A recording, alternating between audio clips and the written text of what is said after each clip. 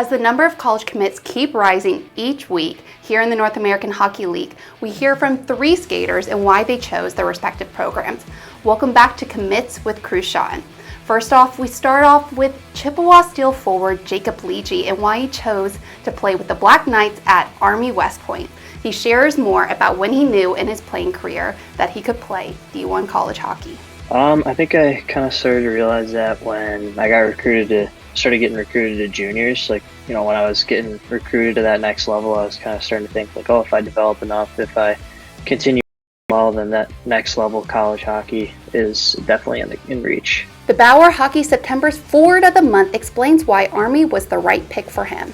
Well, when I went out to visit there, and kind of just the campus was amazing. Coaching staff was great, super nice. Like, loved going around the campus with them and meeting all of them. They were happy to have me, happy to show me around, and they kind of talked about the way they coach and how like what they believed in as coaches, and like that what they talked about was kind of stuff that I would want to go play for. Like they talked about the power of one, like being a team and whatnot, and like that's kind of the coaches that I would want to go play for.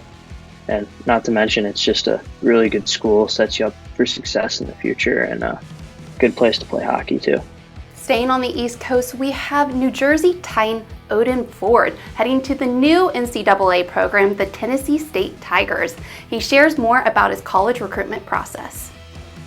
So last year, when I got traded here to New Jersey, I was very close to Craig, and me and him would speak college here and there. And then during the summer, Dante, which is the head coach at TSU, he reached out to me, and me and him had a couple conversations from there on. And then this year, I finally committed. So the 20-year-old defenseman continued and explained why Tennessee State was the right fit for him. What was behind your decision in choosing Tennessee State University? It was a Division I college at an HBCU, which is pretty cool, and also it's an opportunity to play as a freshman. So Odin shared why he's excited to be part of the inaugural squad at TSU. I think it's a pretty amazing because like first Division I at an HBCU, and it's like hasn't been done before, and on top of that, it's like there's going to be great guys going there, and it's going to be fun on and off the ice. Everybody's going to have great chemistry, and a lot of team bonding and a lot of events at the school as well. So heading down south, and former teammate of Odin Ford, Anthony Capello shares why he's heading to Niagara University.